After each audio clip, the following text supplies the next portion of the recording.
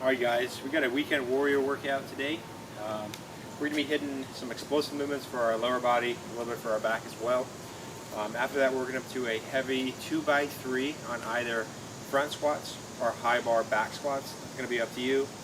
After there we have a 3x12 on a flat bench press. We have some pistol squats at the end. Then we have a few sprinting sessions on the air rower. So this workout is just meant to be full body. Give us a little bit of a leg workout, a little bit of back, a little bit of chest work, and not so much arms and shoulders, but we're still going to work those indirectly by the movements that we do, as well as core. Again, not direct core work, but we're going to work it indirectly. All right, let's get into the workout. And be sure to check the description for timestamps and the full workout. All right, guys, so let's get into the video. First warm-up that I did was on the air bike. I like doing this when I'm doing any sort of lower body movement. It just makes my knees feel good, as well as my patella tendon, that tendon on the front part of your knee. Then after there, I did some walking lunges. So when I first started these walking lunges, I believe I did about 30 to 40 in total. I would step very gently, very soft on my joints, and as I became more and more warmed up, I began to step harder and harder into the ground. So I started to plant my foot harder and faster into the ground to try to get my knees warmed up and conditioned, ready for the box jumps and some explosive movements. And then here I did some medicine ball snap downs, just bringing that ball above our head, and we're trying to slam it into the ground as hard and as fast as we can. And then after that, I did some vertical jumps. Try to get ready for these box jumps again. Almost fell down right there, but I got it. Then we did a couple more vertical jumps. And there we go. And we're almost to the box jump portion. I have an irrational fear about jumping onto box jumps. If there is a concrete ledge, I will go all out and I can jump up to the middle of my torso onto a ledge. But when it comes to like a wooden box, I get sketched out and I'm so scared that it's going to flip. So it's an irrational fear of mine with these darn box jumps. I used to like doing single leg box jumps too. Those are pretty good. And then after that, we did some explosive medicine ball tosses behind the back. Again, this mimics the American kettlebell swing. Right, so the American kettlebell swing is we're bringing that weight through our hips all the way to above our head, and then of course swinging that back down. The American kettlebell swing is a really good movement to train for the medicine ball explosive throw. Most of y'all will not need to train for this movement. This is a good movement if you're trying to do any sort of strongman games or competitions, or any Scotland Highland games. I know this is one of the events in there.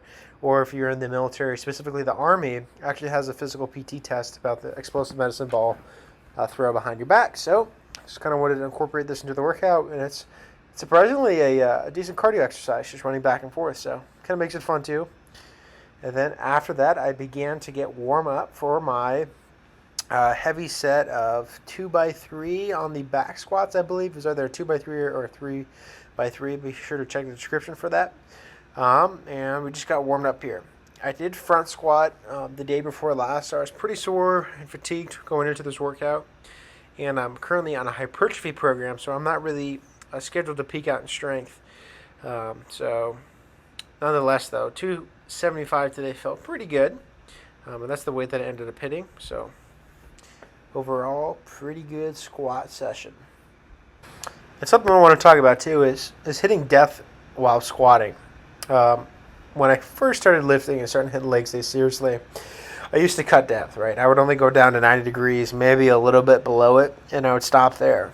So I really missed out on some key leg development that I could have gotten sooner back in the day in high school in my first kind of years of lifting. And here is, that's 185, 195 on the bar right now. But my point being is that even if you have to drop your weight down substantially in order to go all the way down, right, ass to grass in the squat, I want you guys to do that, or at least experiment with it, right? Do some squat sessions like that, and you should feel, wow, like my quads are really getting worked a lot more. My glutes are really getting worked a lot more. Everything, your legs, your core, your back is getting worked more. So although it's not required by powerlifting standards, and like, yes, if you're doing a powerlifting meet and your sole goal is to lift as much weight as humanly possible and get a world record, maybe cut depth then. But if you're trying to be a general fitness, athletic guy in good shape who has good strength, then why not do astrogast squats? And it will take some time to getting used to.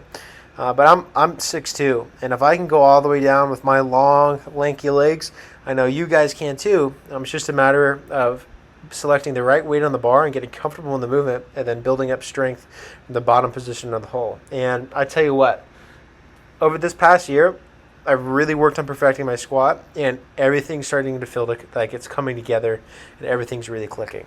Then here we have some pistol squats. If pistol squats are too hard for you, you can use something just to hold on to for stability.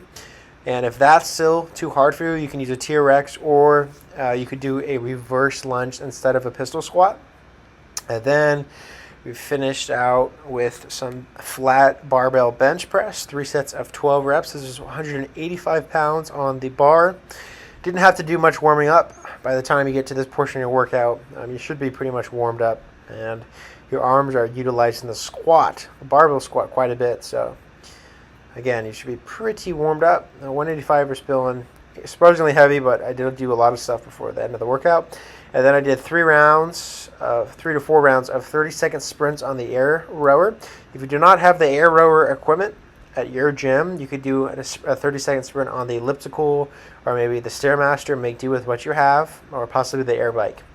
All right, guys, well, that's the whole entire workout. I hope you enjoyed this. This is, again, a weekday warrior workout.